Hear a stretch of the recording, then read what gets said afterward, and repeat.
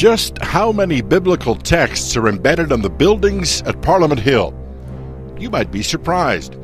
On the feature interview today, I chat with someone who's done some in-depth research on this issue. It reflects something of the nature of a Christian ethos that existed back then.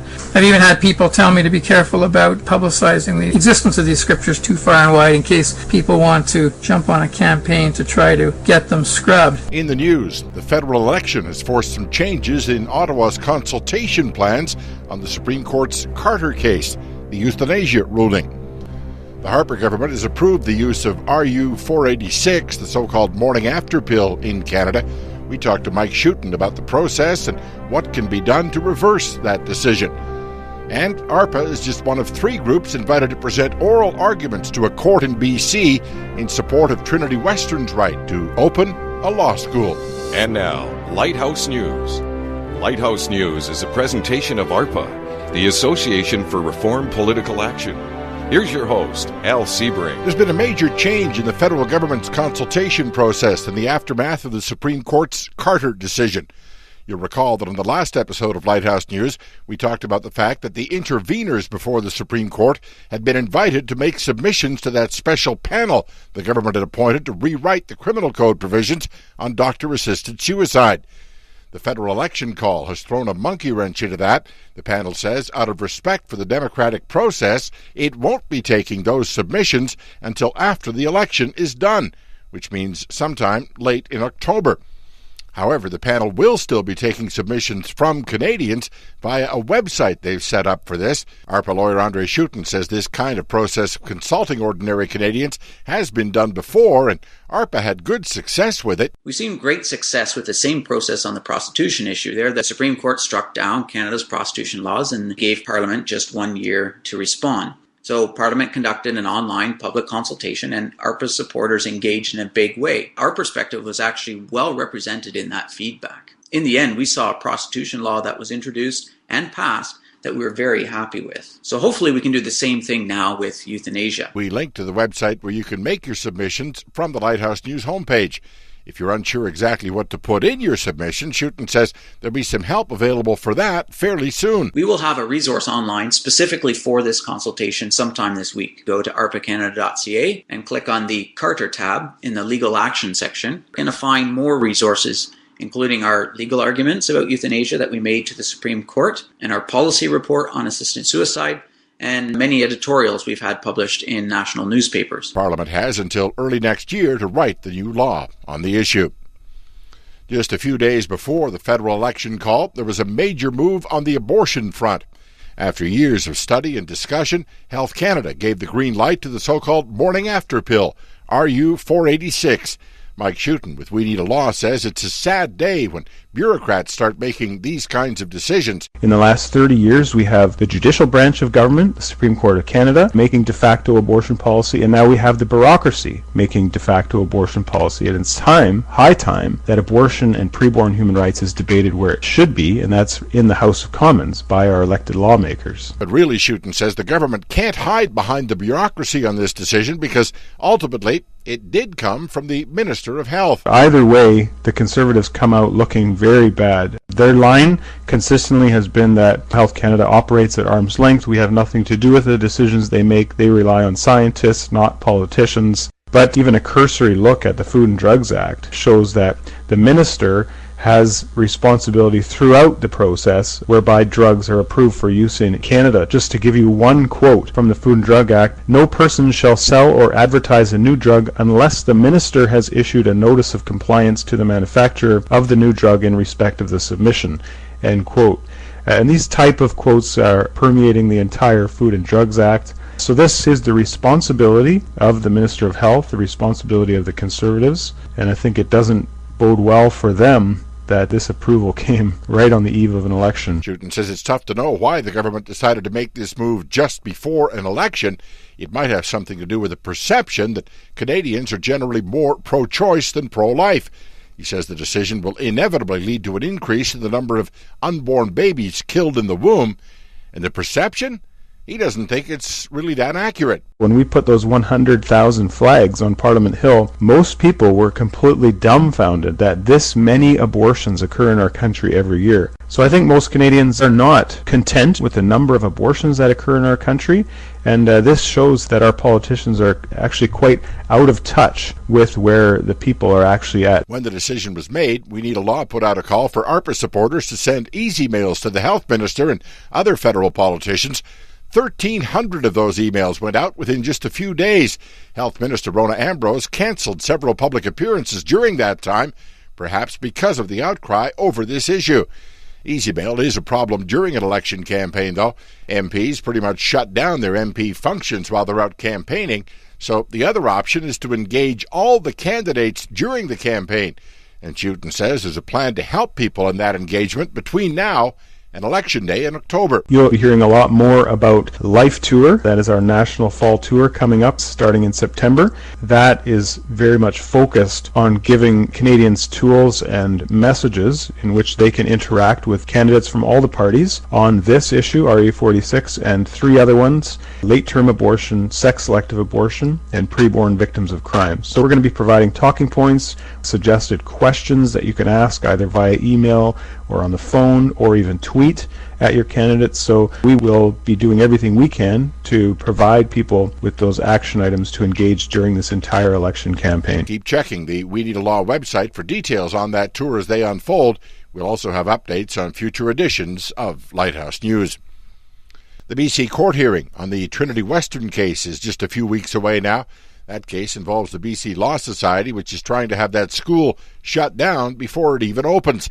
ARPA lawyer Andre Schueten says the court hearing will be open for anyone to attend. This hearing is scheduled for August 24 to 28th in the Vancouver courthouse, and I'd like to invite any BC listeners to attend those hearings. They're open to the public, and they can watch us in action there. ARPA will most likely be arguing on the Tuesday or maybe Wednesday morning, but we will have a more exact time posted to our website the week of the hearing. As for the legal arguments, the Christian Legal Fellowship, the Canadian Council of Christian Charities, and several other organizations have submitted written presentations in Trinity's defense, but only 3 groups will be allowed to make oral presentations to the court. The Archdiocese of Vancouver will be speaking on Section 2A of the Charter, which is that the freedom of religion of Trinity Western University, as well as their students, has been infringed by the Law Society. The Justice Centre for Constitutional Freedoms will be speaking on Section 2D of the Charter, that the Law Society violates the freedom of Christians to associate together for the purposes of schooling, including creating a law school. And I will be arguing on behalf of ARPA Canada for the Section 15 equality rights of Christians, that when the Law Society of BC refused to accept law graduates from TWU, they unlawfully discriminate against Christians. Schueten says he's not sure why ARPA was picked to make an oral submission. Either, he says, the court found the written submission to be so interesting that it deserved further expansion, or, on the other hand, perhaps the judges didn't like it at all, and they want to grill him on the main points. In which case, he adds, the hearing could be the most uncomfortable time of his life in a courtroom. Back with more after this. Do you have a question about Canadian news or politics that you would like answered on air? We would love to hear from you. Go to arpacanada.ca/Lighthouse News and click on Answering Machine to leave us a brief message. Please keep your message to 90 seconds or less. When leaving a message, please start with your name and where you're calling from. Visit arpacanada.ca/Lighthouse News and tune in to hear answers to your questions and much more on Lighthouse News. And we're back on the program with a very special guest today from his office in Ottawa, Tim Blado. Tim's a longtime executive assistant to Maurice Vellacott, the MP from Saskatchewan.